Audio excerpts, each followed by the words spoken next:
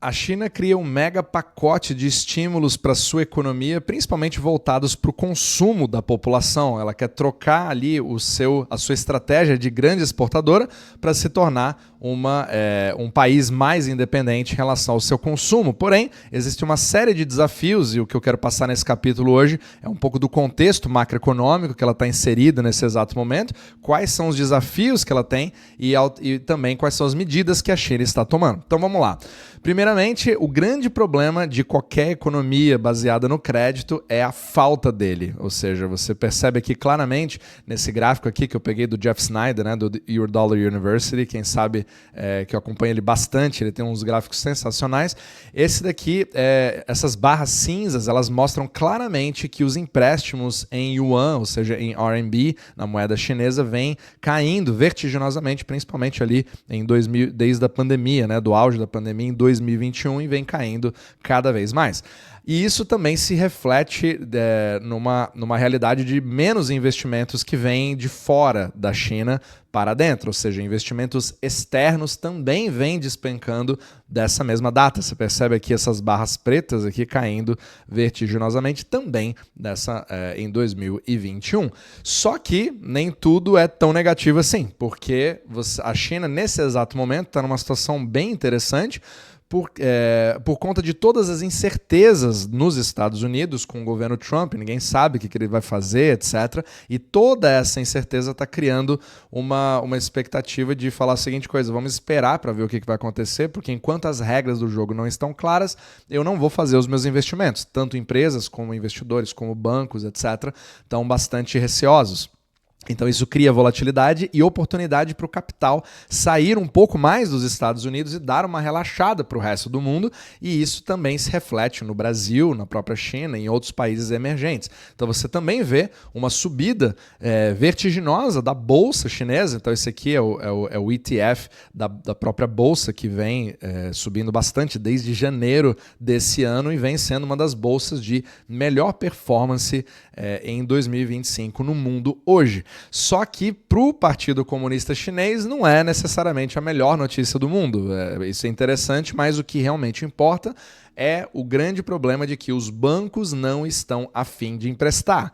E o partido está tentando justamente mudar essa situação e fazer com que eles emprestem para consumidores, principalmente, não somente para a parte produtiva. Apesar de que modernização é um dos maiores temas também das reuniões que foram feitas, porque é o Third Plenum, que é a reunião que dá ali a diretriz dos próximos 5 anos, mas o grande foco agora dessa mega bazuca de estímulos é exatamente o consumo. E aqui você percebe claramente, isso aqui é um gráfico que a gente chama de social financing, ou seja, é a quantidade de títulos da dívida pública que são emitidos pelo governo para aumentar os gastos governamentais em cima exatamente desse ponto. E você vê um aumento vertiginoso, que na verdade já é uma tendência desde 2018, mas agora em 2025 está literalmente batendo recordes. Ou seja, a economia chinesa está fazendo uma compensação, né?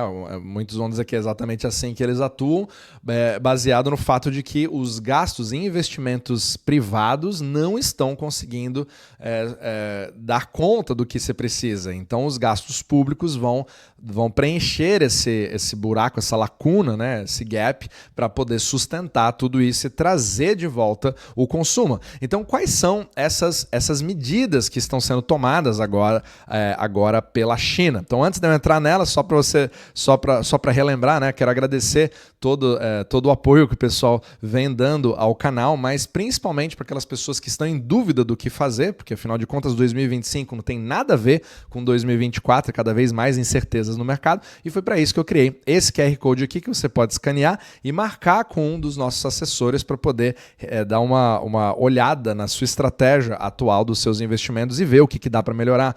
Independente se você investe no Brasil, se você quer fazer uma dolarização ou investir em outros lugares, né, como a Europa, etc., ou mesmo a própria China, você pode falar com o pessoal aqui também.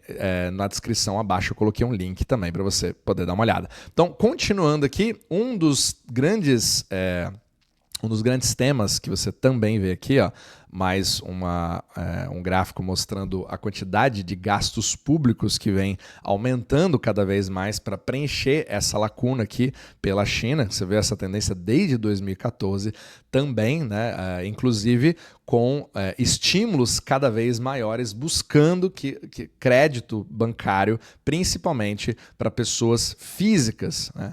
Então aqui, uma dessas medidas, eu quero entrar agora, isso aqui é baseado no próprio site chinês, né? Eu coloquei também na fonte para você poder dar uma olhada.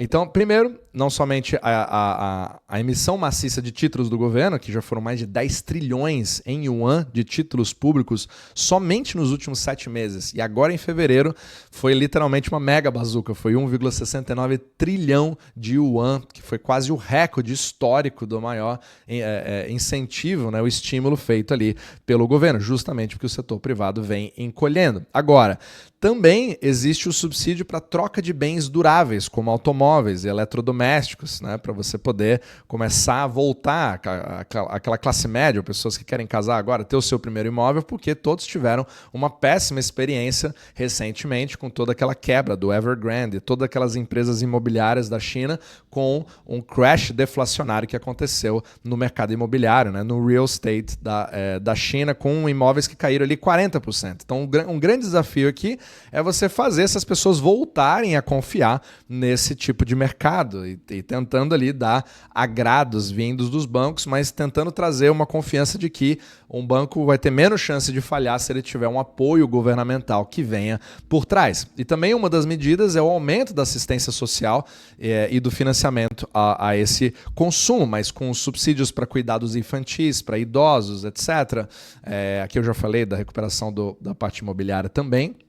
Mas o governo vai tentar forçar cada vez mais, apesar de toda a resistência dos bancos, o governo chinês ele tem uma capacidade maior do que outros países para poder fazer esses bancos emprestarem, mesmo que eles não estejam muito afim, né?